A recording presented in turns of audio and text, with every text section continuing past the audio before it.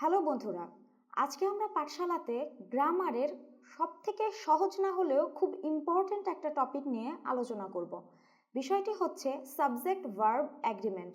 সাধারণত যেটা হয় যে আমরা খুব ছোটবেলায় পার্টস অফ স্পিচ বা কোনটা সাবজেক্ট কোনটা প্রেডিকেট এই ধরনের যে বিষয়গুলো রয়েছে সেগুলো সম্পর্কে হয়তো বা জেনে আসি, কিন্তু সাবজেক্ট ভার্ব অ্যাগ্রিমেন্ট এটা আসলে অনেক সহজ হওয়ার পরেও আমরা অনেক বেশি ইগনোর করি।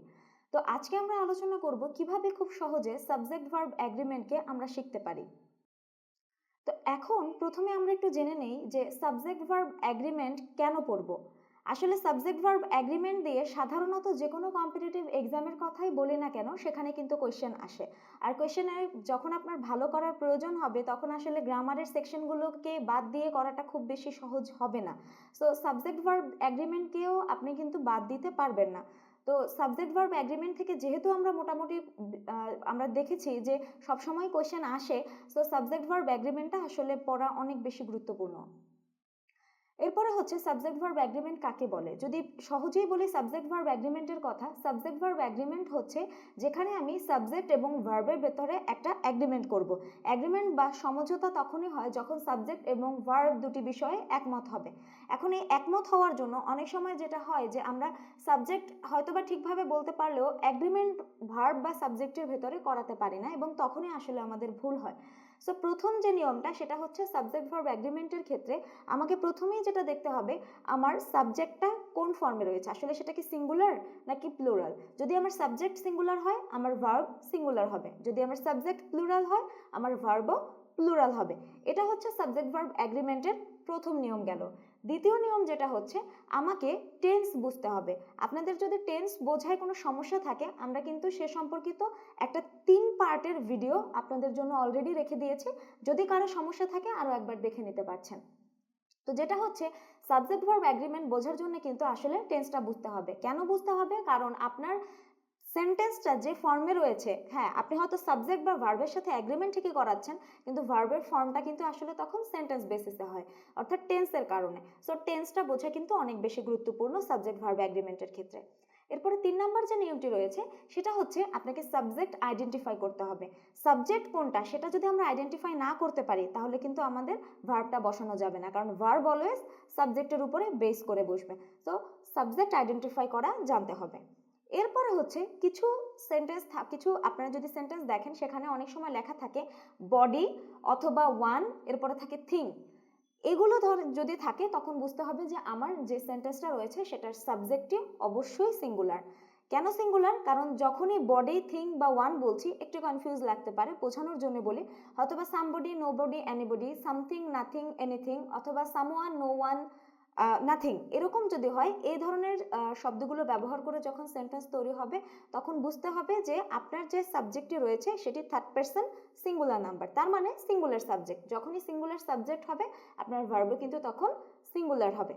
পরবর্তী যে নিয়মটি সেটা হচ্ছে অনেক সময় আমরা যখন সেন্টেন্সে সাবজেক্ট আইডেন্টিফাই করতে যাই তখন কিন্তু আমার সাবজেক্টটা হয়তোবা অনেক বড় হয়। তো বড় একটা সাবজেক্টের উপরে বেস করে আমি কিভাবে আমার ভার্বটা বসাবো এটা নিয়ে আমরা অনেক সময় কনফিউজ থাকি। এক্সাম্পল হিসাবে বলছি, আমি হয়তোবা বললাম যে দ্য হাউজেস অফ সালাম ড্যাশ ভেরি বিউটিফুল। এখন আপনি হয়তোবা কনফিউজ হতে পারেন যে দ্য হাউজেস অফ সালাম পুরোটাই তো একটা সাবজেক্ট, এত বড় সাবজেক্টে আসলে আমি কার উপরে বেস করে বসাবো। যখনই এই ধরনের কনফিউশন হবে তখন একটা জিনিস মনে রাখতে হবে যে আপনার সেন্টেন্সের ভেতরে অর্থাৎ সাবজেক্টের যে পোর্শনটুকু আপনি মনে মনে ভাবছেন সেখানে প্রিপোজিশন কোথায় বসানো আছে, এবং যেখানে আপনি প্রিপোজিশন পাবেন সেই প্রিপোজিশনের আগের যে শব্দটি সেটাই হবে আপনার এই সেন্টেন্সের, বা বড় যদি একটা সাবজেক্ট থাকে সেই সেন্টেন্সটির মেইন সাবজেক্ট বা হেড ওয়ার্ড, যেটার উপরে বেস করে আমরা পরবর্তী ভার্বটি বসাবো। সো আমি কিন্তু এখানে বলেছিলাম দ্য হাউজেস অফ সালাম, তার মানে অফ হচ্ছে প্রিপোজিশন এবং তার আগে কিন্তু আমি বলেছি হাউজেস।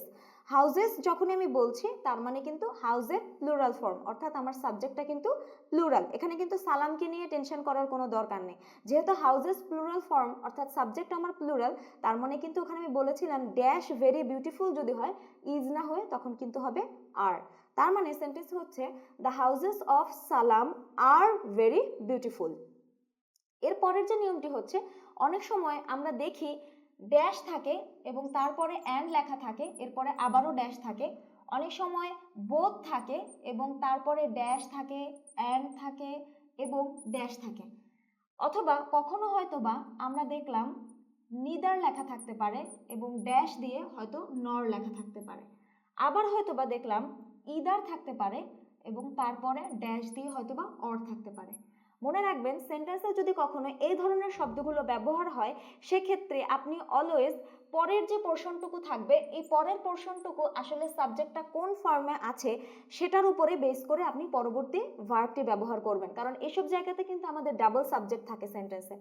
সো যখনই আপনি এই ধরনের পোর্শনগুলো দেখবেন, আপনাকে পরবর্তী যে সাবজেক্টটা থাকবে সেটার উপরে বেস করে আপনার ভার্বটা বসাতে হবে। এটা গেল পরবর্তীতে কিভাবে আপনি ভার্ব ব্যবহার করবেন সেক্ষেত্রে। এখন আরো কিছু সেন্টেন্সের কথা বলি। যদি থাকে ড্যাশ, অ্যাজ ওয়েল অ্যাজ, তারপরে আবারও ড্যাশ, হয়তোবা থাকতে পারে ড্যাশ টুগেদার উইথ ড্যাশ, অথবা ড্যাশ অ্যালং উইথ ড্যাশ, অর্থাৎ as well as, together with, along with, এই ধরনের শব্দগুলো যে সেন্টেন্সে থাকবে সেক্ষেত্রে আপনি প্রথম পোর্শনটুকু দেখবেন, অর্থাৎ প্রথমে যে সাবজেক্টটা রয়েছে সেই সাবজেক্টের উপরে আপনি বেস করে আপনি পরবর্তী ভার্বটা বসাবেন। এবং তারপরে সর্বশেষ যে নিয়মটি রয়েছে সেটা হচ্ছে, অনেক সময় দেয়ার দিয়ে সেন্টেন্স তৈরি হয়। যখনই দেয়ার দিয়ে সেন্টেন্স তৈরি হয়, আমরা অনেক সময় কনফিউজ থাকি যে হয়তোবা আমার ভার্বটা প্লুরাল হবে, বিকজ দেয়ার কি আমরা সাবজেক্ট মনে করি, কিন্তু সবসময় এটাই আসলে সত্যি নয়। কারণ যখনই থাকবে দেয়ার দিয়ে, আপনি তখন সেন্টেন্সের প্রথম পোর্শনটুকু না দেখে আপনি শেষের পোর্শনটুকু বা কমপ্লিমেন্টও আমরা বলতে পারি, সেই পোর্শনটুকু দেখবেন। আমি একটা এক্সাম্পল বলছি, দেয়ার ড্যাশ এ টেবিল। এখন আপনার মনে হতে পারে এখানে কি ইজ হবে নাকি আর হবে, কারণ আমার দেয়ার দিয়ে সেন্টেন্স তৈরি হয়েছে। আপনি যদি এক্ষেত্রে খেয়াল করেন, আমি কিন্তু লাস্টে বলেছি এ টেবিল, তার মানে একটা টেবিলের কথা বলছি। যখন আমি একটা টেবিল বলছি তখন কিন্তু দেয়ারের পরে আসলে আর হওয়ার কোনো সুযোগ নেই, ইজ হবে। সো যখনই দেয়ার সম্পর্কিত কোনো সেন্টেন্স থাকবে, আপনাদেরকে এভাবে সলভ করতে হবে। আশা করছি আজকে আমরা সাবজেক্ট ভার্ব এগ্রিমেন্টে যে রুলসগুলোর কথা বললাম, আপনারা যদি এগুলো ফলো করেন, এক্সাম হলে আপনাদেরকে আর সেভাবে বেগ পেতে হবে না। আশা করি সকলে বুঝতে পেরেছেন। ধন্যবাদ।